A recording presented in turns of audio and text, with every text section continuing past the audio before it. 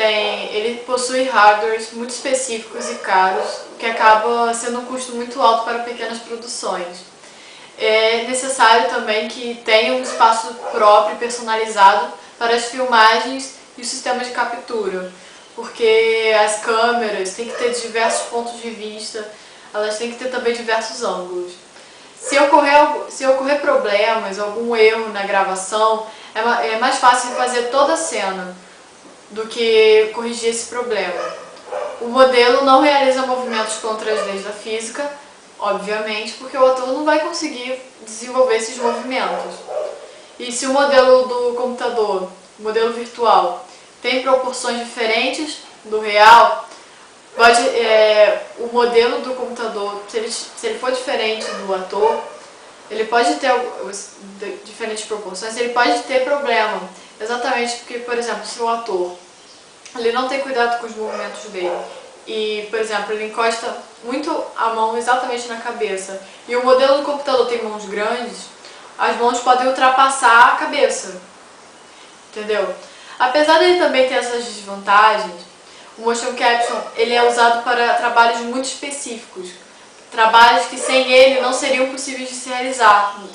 Explicando o funcionamento de uma forma mais leviana, ele é dividido entre sistemas ópticos e sistemas não ópticos.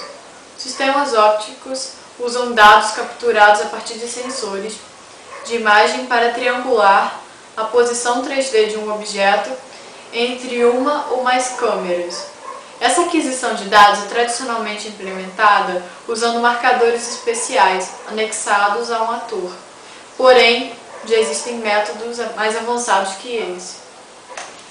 Dentre esses marcadores ópticos, temos o Passive Markers, ou marcadores passivos, e os Active Markers, ou marcadores ativos, e o Markerless, os que não possuem marcadores.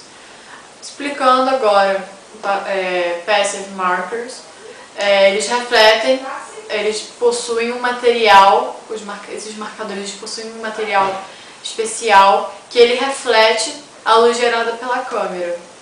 Então, o limiar da câmera ele é ativado para mostrar apenas os marcadores que estão brilhando.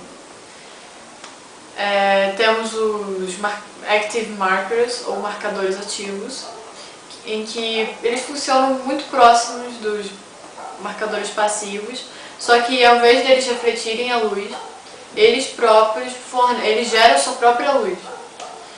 São marcadores que geram sua própria luz. Os markers, ou os marcadores que não possuem marcação em si, eles não necessitam usar equipamento especial para rastreamento, como o próprio nome diz. Um exemplo é o Kinect. Agora, falando mais detalhadamente dos sistemas não ópticos, temos os sistemas inerciais e o movimento mecânico. Nos sistemas inerciais, os dados dos movimentos dos sensores inerciais são transmitidos sem fio a um computador, onde o movimento é registrado. Eles são muito similares ao II, apesar de eles serem ainda mais sensíveis do que o II. Bom, o último, mas nem menos importante, o último tópico, o movimento mecânico. São estruturas rígidas, disjuntas, podendo ser metal ou hastes de plástico, unidas com um potenciômetro que se articulam nas articulações do corpo. O mais importante de entender disso tudo é que o motion capture ele é um tipo de efeito, ele proporciona um efeito visual que em si possui muitas vantagens, algumas desvantagens também, e que sem ele grandes obras no cinema não poderiam ser realizadas. Bom galera, agora que a gente já viu um pouco sobre a parte mais técnica dos efeitos visuais, por que a gente não volta um pouquinho no tempo para relembrar alguns dos filmes que realmente marcaram a indústria cinematográfica? Alguns filmes que expandiram os limites sobre o que se pode fazer com os inovadores de tecnologia. Afinal, é muito mais fácil aprender com quem já fez do que aprender sozinho. Vamos ver como é que é. O filme Star Trek 2, lançado em 1982, foi um dos primeiros filmes a ter uma sequência completamente feita pelo computador, a chamada sequência Genesis. Em tal sequência, nosso querido Capitão Kirk está visualizando uma simulação de um torpedo que é capaz de reorganizar a matéria de um planeta para tornar ele habitável para a raça humana. Esse feito trata-se apenas de uma modelagem de uma animação 3D com uma câmera dinâmica coberta com várias camadas de textura. É uma coisa absolutamente básica para os padrões de hoje, porém é uma coisa muito inovadora para a época. O primeiro Tron, também lançado em 82, foi um dos primeiros filmes a usar CG em larga escala. Nesse caso, foi mais de 20 minutos de sua total duração. Usavam dessa tecnologia para criar os imensos mundos nos quais os personagens se encontravam. Também usavam dela para criar as icônicas batalhas de motocicleta. Outra técnica utilizada era a chamada Backlight Animation, que era responsável pelo icônico estilo do filme. Essa técnica era responsável pelo contraste entre humano e digital. Basicamente, tudo que essa técnica fazia era dar ênfase às luzes de neon encontradas nas roupas dos personagens, criando um ar futurístico. Vale frisar também que esse filme não foi nomeado para o Oscar de efeitos visuais daquele ano, porque a Academia considerou trapaça a utilização de computadores para realizar os efeitos visuais. 7 anos depois, o filme The Abyss, de James Cameron, ganhou um Oscar usando efeitos similares. Mas vamos adiantar 10 anos no tempo para falar do filme Exterminador do Futuro 2, lançado em 1992.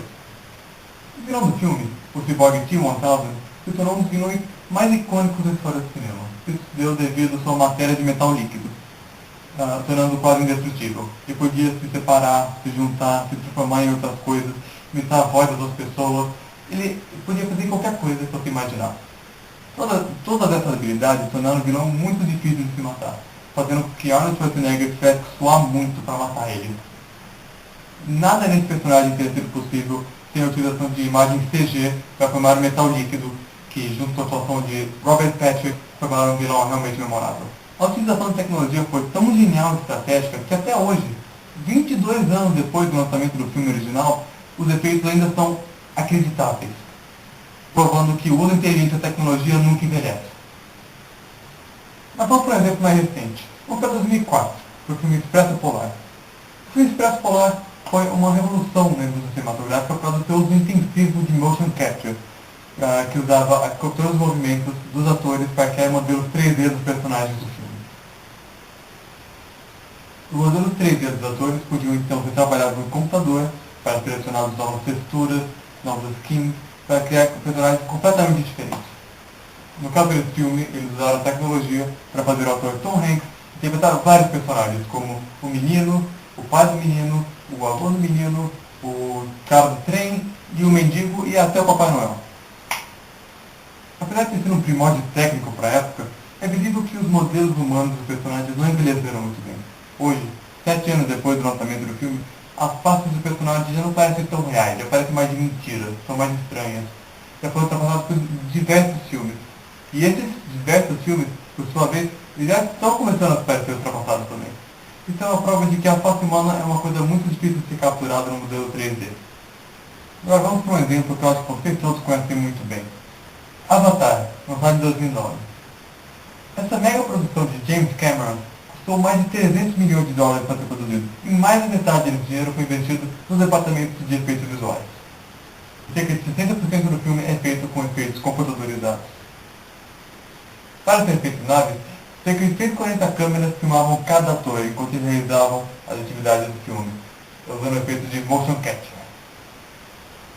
Para serem captadas as faces dos atores, eram utilizados capacetes com dezenas de câmeras espalhadas, filmando o rosto para capturar os olhos, a parte exterior do olho, as rugas, tudo o que você pode imaginar.